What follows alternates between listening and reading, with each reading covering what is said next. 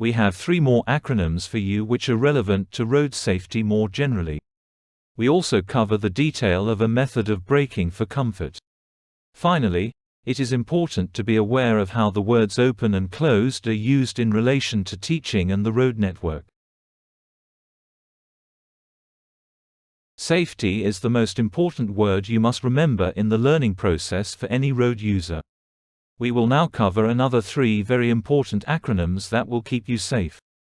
Unlike the ones we have already covered, these 3 will keep you alert to the behavior of other road users. They are NAP, peep and creep, and assume, which leads to complacency. Then, we look at progressive braking, which is a safer way to brake than the one used by many other road users. Finally, open and closed.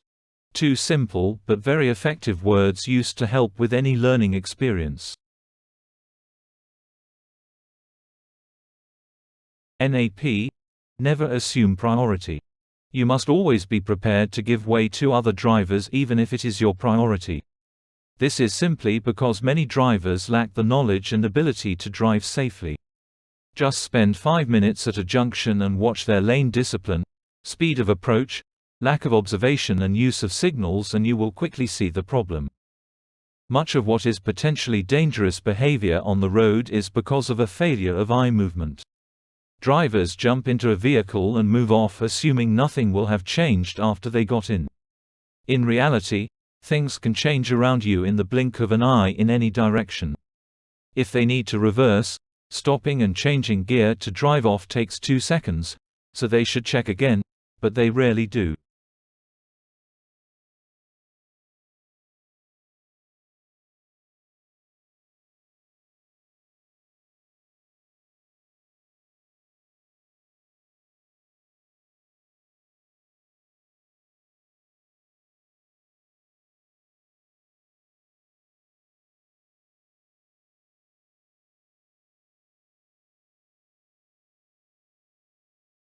Peep and creep.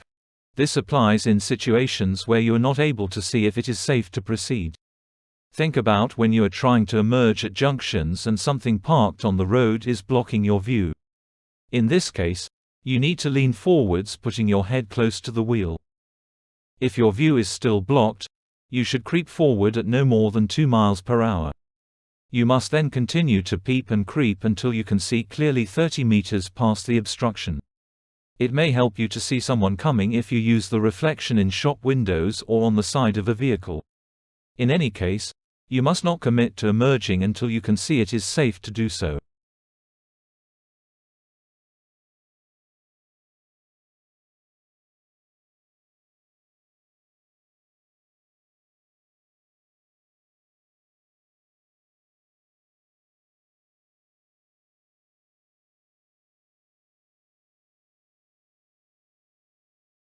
Assume. This is an abbreviation of the phrase, "Make an ass out of you and me." The word ass was used in biblical times to refer to what we call a donkey. Donkeys work hard but are not considered to be very clever, a bit like some road users.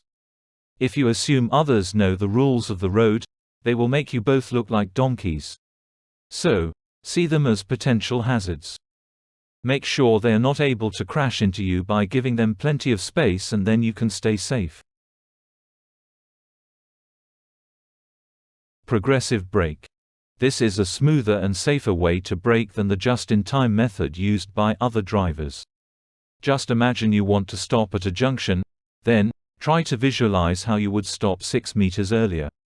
As you reach that point, ease off the brake and you can now roll gently and accurately to your stopping point. This method is much more comfortable for your passengers. It also reduces the chance of others crashing into you if they misjudge their braking, because they see and react to what you do with your speed. At the same time, you have created some space in front to move into, if it looks like they might hit you.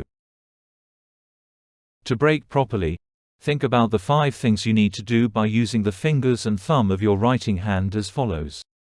1. Brake gently. 2. Press progressively harder to take away 90% of the speed. 3. Aim to reduce your speed to under 10 miles per hour. 4. Your speed should be below 10 miles per hour 1 to 2 car lengths before the point at which you aim to stop.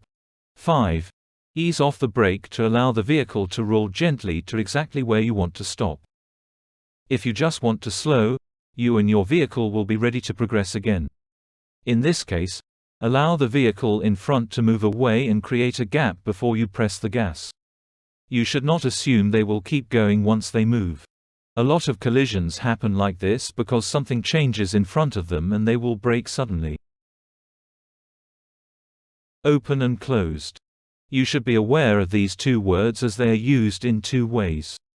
The first is in relation to the visibility into a new road, as you approach and emerge at junctions. A closed junction is one in which buildings, walls, bushes, vehicles and other obstructions, such as people, block your view into the new road. In this case you should approach with caution and get to a point where you can see. Open junctions are those where there is a clear view into the new road from at least 4 car lengths away.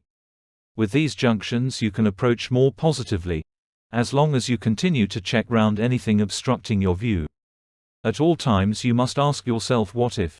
What if another road user suddenly appears because they are going too fast? Open and closed also refers to the way in which you are asked questions, particularly when you are learning. A closed question will draw you directly to the answer you need to find. An example of this would be, what color is the traffic light, which can be used to train your eyes to look far ahead. It could also be used because you are still on the gas as you approach a red light.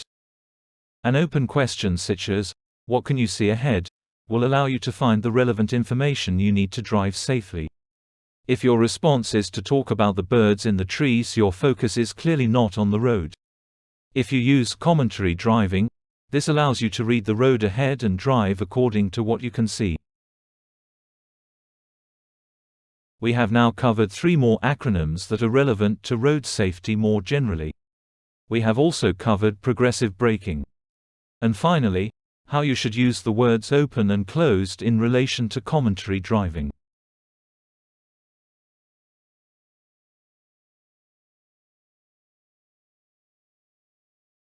Now take some time to see if you can answer these questions. If you can write them down, that may help. No need to worry though, as you will go over them quite a few times in other lessons.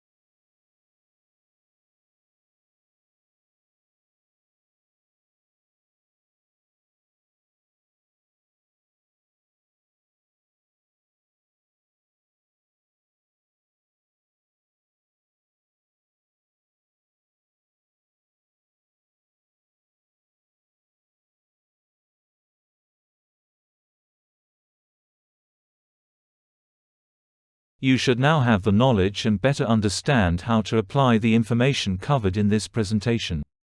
If you need to quickly review any of it, you can refer to the Back to Basics book.